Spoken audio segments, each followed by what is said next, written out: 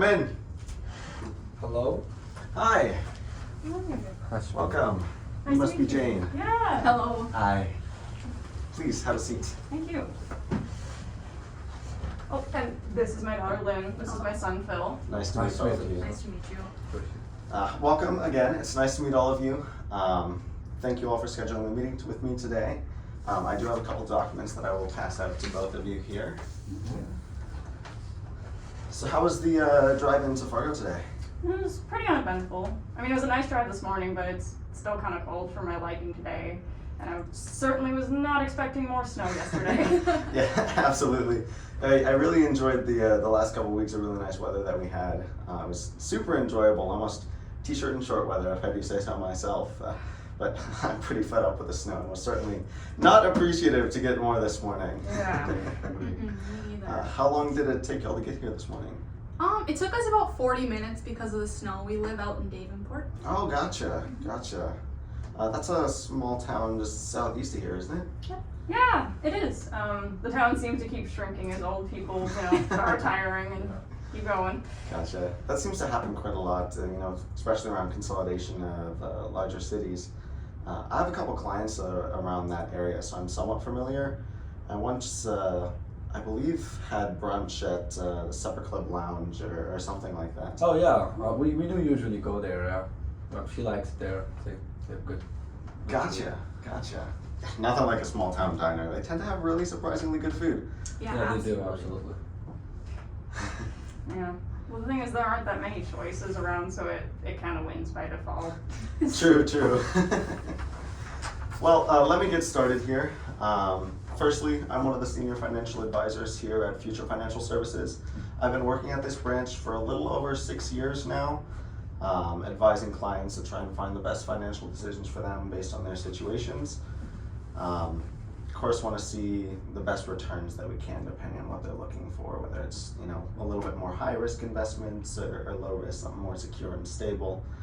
But I really pride myself in working closely with the individuals that I are meeting with to figure out really their important, or like what's important to them. Really to just get an idea of how far along they are in their financial journey. So with that, Jane, if you'd be willing to tell me just a little bit about yourself and kind of what's important to you when it comes to your finances. Yeah, sure thing. Well, I'm a retired entrepreneur. I am 70 years old, dang. And my previous banker that I worked with for many years just retired, and that's why I'm here today. And I just don't get along well with the other people at my bank the same way, but I definitely still need help with my finances. Gotcha. And finding somebody that you're comfortable with and trust is super important. So thank you for meeting with me today. I really appreciate that. You said an entrepreneur. What business? It was like a plumbing and heating company that I used to own. It's still around, but I think I sold it a while back. Yeah, I sold it for $3 million. Oh, wow, that's a considerable amount of equity.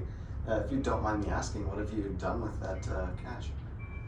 It's mostly tied all up in like bonds and my savings account in my bank. I see. Do you have any other investments in there?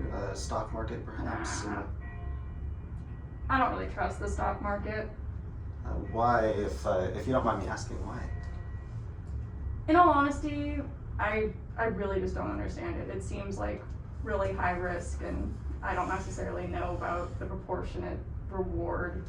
It's a little up in the air to me. Gotcha. I totally get it. Can certainly seem daunting. And while it is true, there are a lot of very risky investments that can be made in the stock market.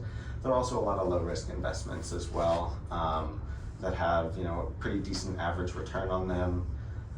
Even compared to like just a normal savings account, you're going to be, if you invest in something more secure like an S&P or one of those large ETFs that are a whole lot more stable than investing in individual stocks, it would be a little bit better of an option than investing just your money into like a stock market or in a savings account, excuse me. But being able to diversify your money and have it in multiple places working for you even at your stage, a little bit later now, is still very, very important. That is what I've been hearing from these two non-stop when we've been having these conversations. We're trying. And speaking of which, thank you both for being here as well. Were there any questions or concerns that either of you had? Well, yeah, I know. Firstly, our mother, as she said that she had spoken with a client of yours, Ron Jackson, I believe. Certainly, He yes. seemed really happy with your services, and our mother mentioned that several million dollars that she received from selling her business, but also an additional $1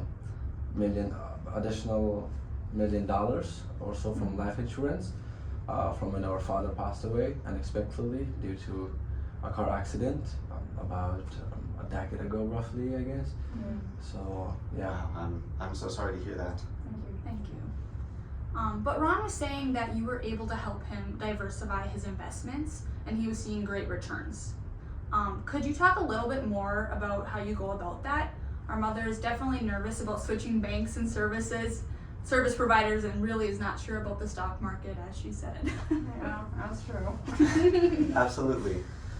So really, if you do decide that I am the right person for you, I would have another meeting with you quite similar to this, and really dig a little bit deeper and flesh out a very concrete investment strategy for you, potentially including some of those low risk investments in the stock market that are very safe, very secure, on top of keeping some of your assets in bonds and your savings accounts and things like that. But we'd even be able to look at different types of savings accounts, some that potentially have a compounding interest or things like that could give you even a higher return on that money that's just sitting there, which is super important. As I mentioned, making your money work for you. We could also look at potentially more tangible assets as well. With a $3 million in cash that you've been sitting on, that is a considerable amount of money. And we could look at potentially expanding into something like a real estate property, whether you have renters or like a small apartment building that you have multiple people, and just kind of have some passive income coming in that way, that not only having your money set aside would give you constant cash flow for everyday living expenses and things like that. But really, again, my approach is I want to work directly with you and make sure that you're very comfortable with everything that would be going on. I pride myself on having a very hands-on approach. I'm here to give you the tools to have all the knowledge that you need to make the right decision for you. I'm not going to be forcing or pushing you towards anything, but it's my job to give you the tools to make the best decision for yourself. Okay. So with that, what would be important to you moving forward with your investments? I know we mentioned that a little bit, but if you're comfortable going into more detail. Well, the biggest thing that's been on my mind recently, like as I'm getting older, I'm thinking a lot about having a level of security in my investments. Like, I need to know that my money is going to be relatively stable, so I don't have to worry about the risk associated with investing. And I'm not personally sure about real estate. I'm not that familiar with it, and I haven't looked into it that much. And I personally don't understand it, but I kind of like the idea of getting a higher return on my savings and my bonds. So I think it's just a question of something that's low risk and secure, and looking to do something a little different maybe I haven't considered before. Gotcha. Absolutely. Thank you so much for that point of clarification. I would definitely be able to help you out with that there. Are there anything that's really, really nagging you in terms of the whole process that you're going through right now, looking at, of course, having to switch service providers or potentially switch service providers? Well, as I pointed out, and as my children have pointed out a couple times, I'm I just hate the idea of switching banks. Like and I'm not exactly sure how that whole process would work, but it just kind of, it's one of those things that makes my stomach churn. And I guess, is there anything that you could speak to regarding that could like help clarify the process at all, or anything along Yeah. those lines? Yeah, absolutely.